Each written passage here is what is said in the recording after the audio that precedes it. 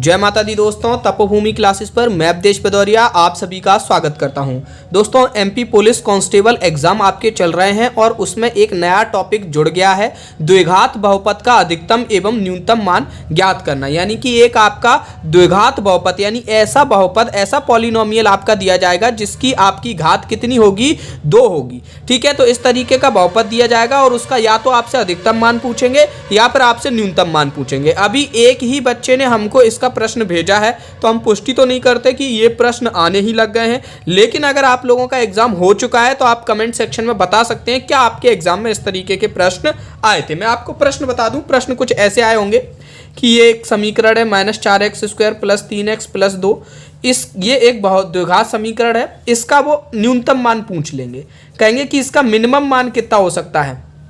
या फिर एक समीकरण दे देंगे 3x² + 4x + 5 और इसका वो क्या पूछ लेंगे, अधिकतम मान पूछ लेंगे। क्या पूछ लेंगे, अधिकतम मैक्सिमम मान कितना होगा। या ये पूछ ले कि x के किस मान के लिए ये न्यूनतम है, या फिर ये पूछ ले कि x के किस मान के लिए ये अधिकतम है। या तो अधिकतम मान न्यूनतम मान पूछ ले या फिर ये पूछ ले कि x के किस मान के लिए अधिकतम या न्यूनतम है। तो आज की क्लास में हम ये पढ़ेंगे कि किन बहुपदों का हम अधिकतम मान निकाल सकते हैं। इसका अधिकतम नहीं, इसका न्यूनतम मान पूछा होगा। सॉरी, मैंने दोनों तरफ गलती कर दी। इसका अधिकतम मान पूछा होगा, इसका अधिकतम मान पूछा होगा और इसका न्यूनतम मान पूछा होगा। आज हम सबसे पहले ये समझेंगे कि किस प्रकार के बहुपद का न्यूनतम मान पूछेंगे और किस प्रकार के बहुपद का अधिकतम मान पूछेंगे। जो चीज़ संभव होगी वही पूछेंगे, कैसे निकालेंगे ये सारी चीज़ें समझेंगे।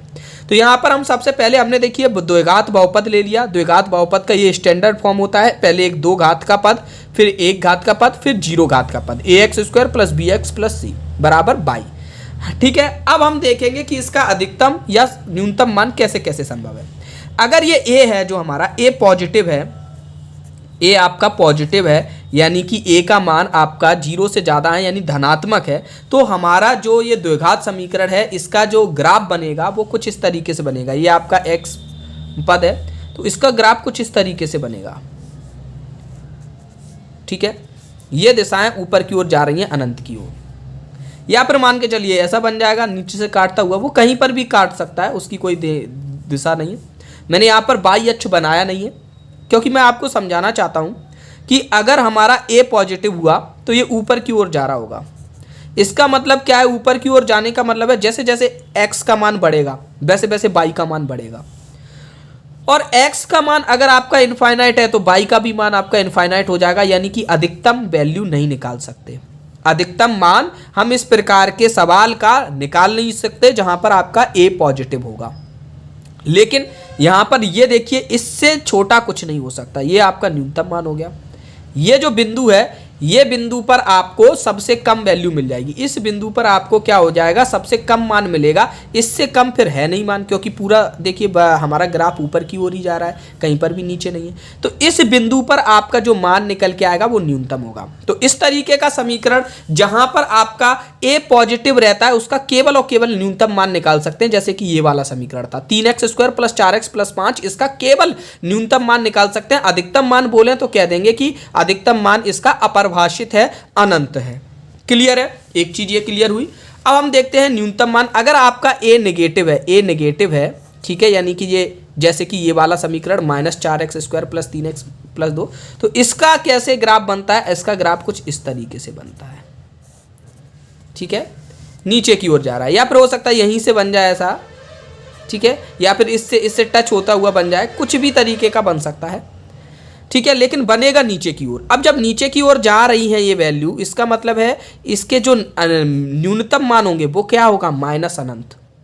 यानी कि इसका न्यूनतम मान संभव नहीं है, न्यूनतम बहुत कम, माइनस अनंत की ओर जा रहा है। लेकिन ये जो वैल्यू है ये आपकी मैक्सिमम हो जाएगी। ये वैल्यू, ये वैल्यू, ये वैल्यू मैक्सिमम हो जाएगी। तो इस पॉइंट पर वैल्यू क्या होगी वो हम निकाला करेंगे, वो हमारा क्या हो जाएगा, अधिकतम मान।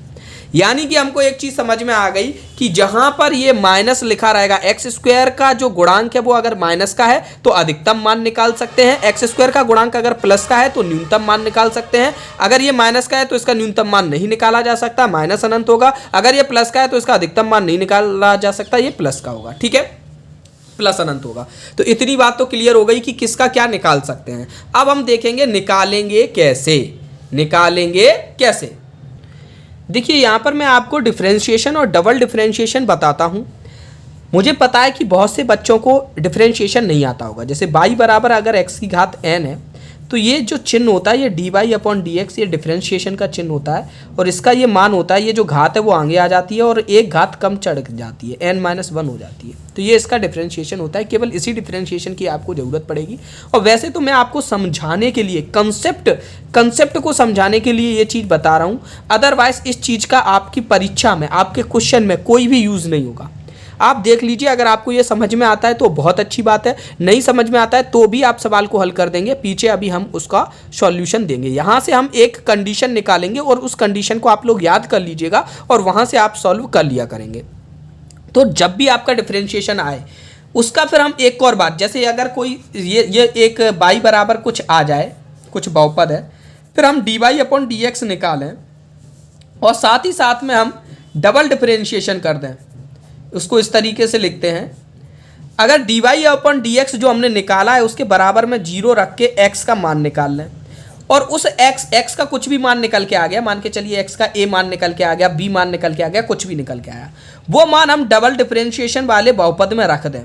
और अगर बहुपद हमारा पॉजिटिव आ रहा है तो आपको x की उस वैल्यू पर न्यूनतम मान मिलेगा और अगर ये निगेटिव आ रहा है, तो x की उस वैल्यू पर आपको अधिकतम मान मिलेगा। मतलब उल्टा चलता है, अगर पॉजिटिव आता है तो न्यूनतम मान मिलता है x के उसी मान पर, नेगेटिव आता है तो x के उसी मान पर हमको क्या मिलता है, अधिकतम मान मिलता है।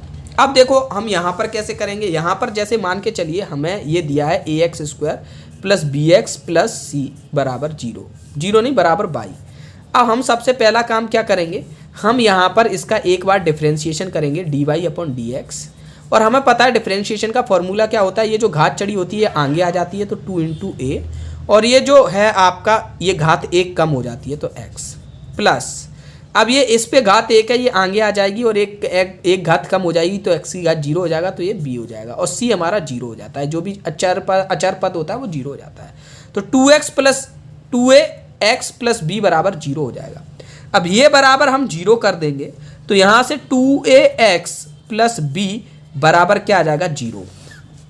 तो यहाँ से हमारा जो x का मान आएगा, x बराबर का आएगा -b बटे 2a। तो x हमारा क्या मिल गया -b अपॉन 2a। यहाँ से अगर आप देखोगे, यहाँ से इसका डबल डिफरेंशिएशन करोगे अगर d2y अपॉन dx तो ये कितना आ जाएगा dx2, तो कितना आ जाएगा ये 2a आ जाएगा, x हमारा खत्म, b बराबर 0। इसका मतलब क्या है, अगर आपका ये देखिए यहाँ से ही समझ में आएगा, अगर a आपका पॉजिटिव है तो आपका मान इस वैल्यू पर मान कैसा होगा, आपका न्यूनतम होगा, न्यूनतम।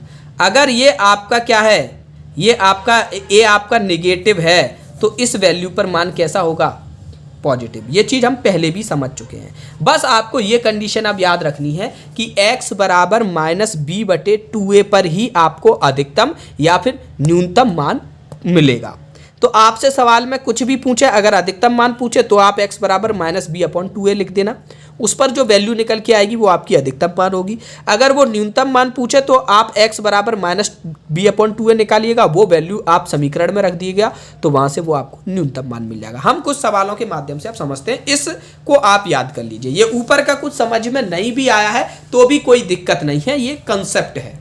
तो अब देखते हैं, ये रहा पहला सवाल। पहले सवाल को हम देखेंगे कि सवाल क्या है। इसमें दोनों ही सवाल मिक्स कर लिए कि x के किस मान के लिए 4x² - 5x प्लस 3 न्यूनतम होगा तथा इसका न्यूनतम मान भी बताना है। देखिए ये हमारा a पॉजिटिव था तो इसका अधिकतम मान तो अनंत होगा, ठीक है। न्यूनतम मान ही निकाल सकते हैं तो अनंत तो वो पूछेंगे नहीं, तो न्यूनतम मान ही पूछेंगे। हम इसकी सबसे पहले तो तुलना करेंगे, 4x² - 5x प्लस 3 की तुलना करेंगे हम स्टैंडर्ड इक्वेशन से। स्टैंडर्ड क्या होती है, ax² plus bx plus c से।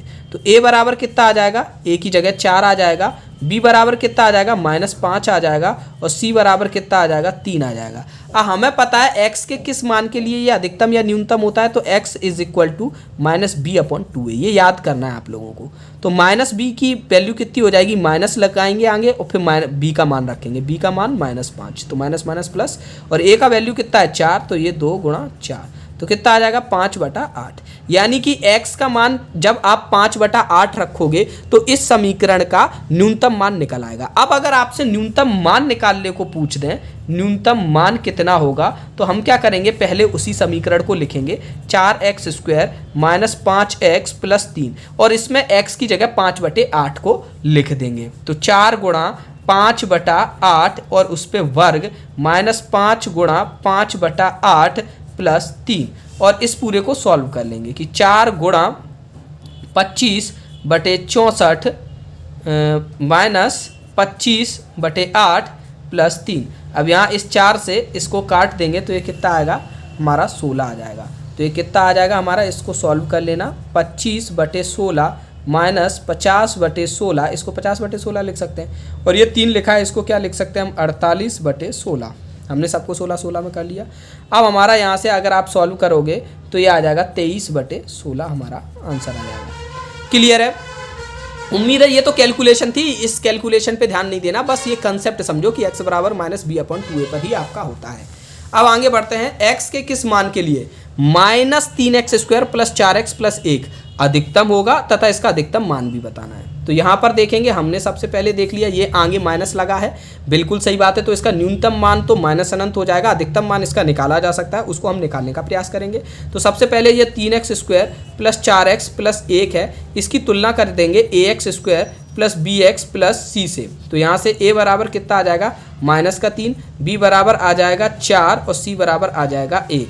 अब हम यहाँ से हम आगे का सॉल्व करेंगे। तो आगे का सॉल्व क्या, हमको पता है x की कुछ मान के लिए होगा -b/2a के लिए न्यूनतम मान आएगा। तो -b कितना हो जाएगा -4 और 2a कितना हो जाएगा 2 × -3, 2 × -3। तो कर देंगे -4/-6, माइनस से माइनस कट गया। तो x बराबर 2/3 पर आपका न्यूनतम मान आएगा।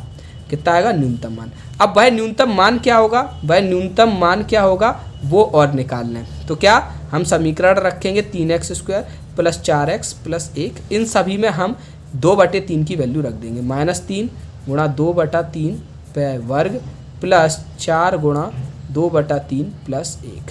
इस पूरे को सॉल्व करके इसका जो भी उत्तर आएगा वो आप लोग कमेंट में बताओगे, ताकि मुझे पता चले कि कितने लोगों ने पूरा वीडियो देखा और उस पर काम भी किया।